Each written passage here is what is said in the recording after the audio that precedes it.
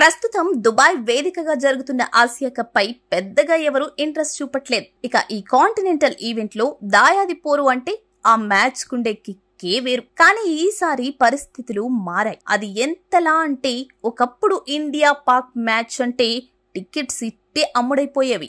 కానీ ఈసారి మాత్రం అలా జరగలేదు. విఐపి టికెట్స్ ఇంకా అందుబాటులోనే ఉన్నాయి. అంతేకాదు ఇరు దేశాల మధ్య నెలకొన్న పరిస్థితులు కూడా ఒక రకంగా ఈ దాయాది పోరుకు అడ్డుగా మారాయి. అయితే ఇప్పుడు వస్తున్న ఈ వ్యతిరేకతను పక్కన పెడితే ఆసియా కప్ లో భారత్ జట్టు బలంగా కనపడుతుంది. మరీ ముఖ్యంగా బౌలింగ్ లో మన టీం దుర్భేద్యంగా ఉంది. ఇక పాక్ జట్టు కూడా అంతంత మాత్రంగానే కనపడుతోంది.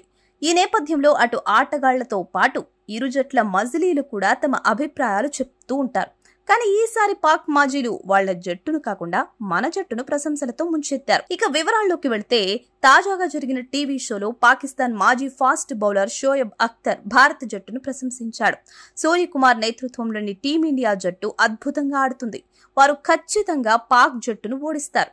అలాగే ఫైనల్లో కూడా ఆఫ్ఘనిస్తాన్ జట్టుతో ఆడాలని వారు కోరుకుంటారని అఖ్తర్ ఆసక్తికర వ్యాఖ్యలు చేశాడు. దానికి మరో ప్లేయర్ మిస్బాహుల్ హక్ మాట్లాడుతూ ప్రస్తుతం కోహ్లీ, రోహిత్ లేరు.